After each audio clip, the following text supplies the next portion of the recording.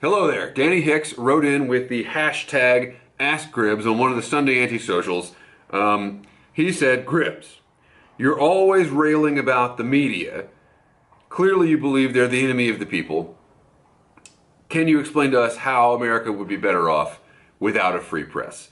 And I wanted to address this in a separate video from a Sunday anti-social because I feel like it needs its own monologue. You know, it's going to take me a minute to talk about this. And my Sunday anti-social was already 35 minutes this week. You guys don't need to see a longer anti-social. So, Danny, you misread me. You misread me. For starters, I do not believe that the media is the enemy of the people. And in fact, I think the fact that the President of the United States says that the media is the enemy of the people is an incredibly troubling development. And that idea is profoundly and reprehensibly un-American. His supporters should be ashamed. He should be ashamed, but I don't really think he's got any shame left. So, what do I mean when I say that kind of stuff? Coffee, pipe. In the pipe, I have a mixture of Cornell and Deal's Dark Fired Kentucky with some HH Old Dark Fired and some Solani Virginia Flake with Perique. I kind of went nuts because these were all the blends that I had like little bits of. I just put them all in a bag together, and it's not too bad. I rail on the media not because I don't like the idea of a free press, but because the free press in our country doesn't do its damn job. And probably in other Western developed countries. And to expound on that, people debate the moment that things started to go awry in Western journalism. A lot of people say it was with the start of the internet, but a lot of people also point to the Iranian hostage situation in the early '80s. I was not born yet, and say that this is when sort of the cable news networks started doing their breathless 24-hour coverage, and the news became less about the actual truth and more about what would make people watch the news. Reality television did not start with The Real World, MTV's The Real World in '96 or whenever that was. Reality TV, I think, started long before that with the news networks. And as we all know, reality TV, anytime someone in a position of power claims something about themselves, generally the opposite is true. That's one of Gribs' rules of the woods there. And that includes Viacom, MTV saying, "Oh, this is reality television. This is the real world." Of course, it wasn't the real world. And it includes Murdoch's company, Fox News, saying fair and balanced. If you claim to be fair and balanced and you are in a position of power, that means that you are actually the opposite of fair and balanced. And I don't have any problem with Fox News, whatever. I don't have any problem with CNN or MSNBC or any of those particular networks. I think that they all are what they are. What I have a problem with is the general arc of the industry. I spent the first 15 years of my career trying to be a reporter.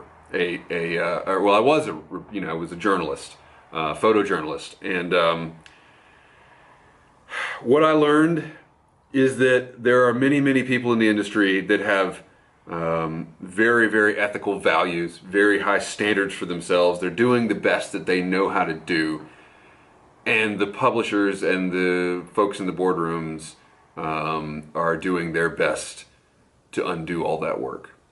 I became very jaded. I left the industry because it was clear that the newspaper I was working for valued advertising dollars far more than it did anything resembling the truth. And so when you have a publisher coming and sitting down at your desk and saying, you know, the story you wrote isn't going to mesh well with our advertising advertising calendar, I need to fix it for you. That's a bad sign. And so I left that newspaper along with the entire editorial staff, except for one person, and the entire art and design department. I left that paper. We all left within 2 months of each other.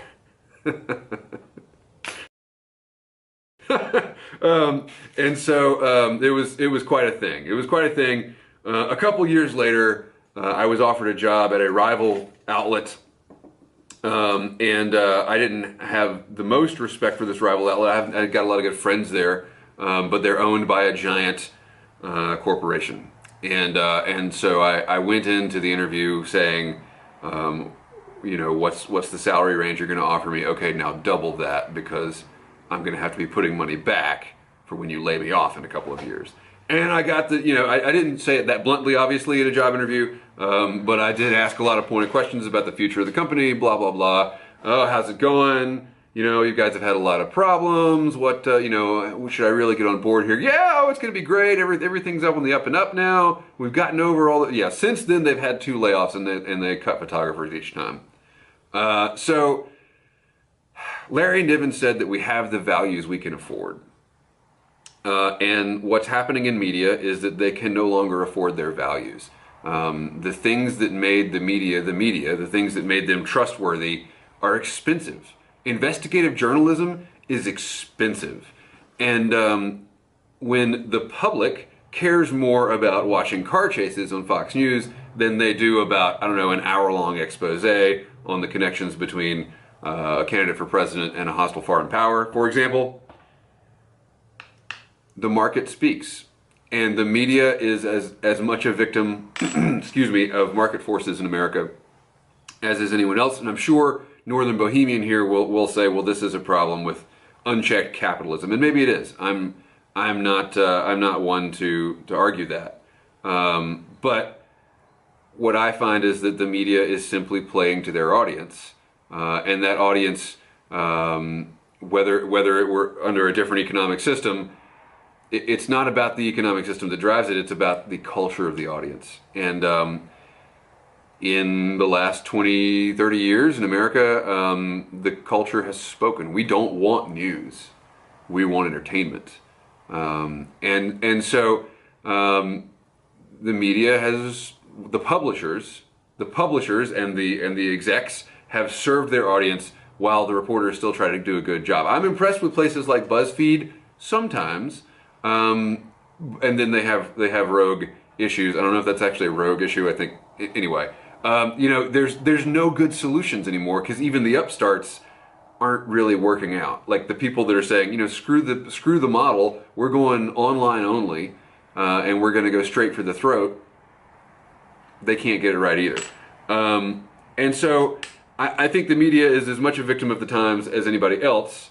However, the reason I keep railing on the media is that it is that dynamic of rewarding the attention-seeking behavior of politicians, of leaders, of those in charge, rewarding that behavior because it makes people watch. It's ratings driven, right?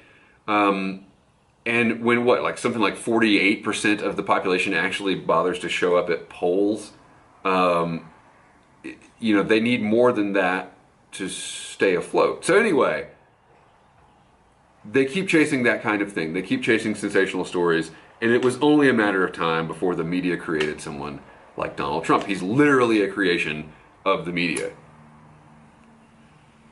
So where I rail at the media, it's because I don't buy their martyr complex. I worked in it a long time. It's a hard job.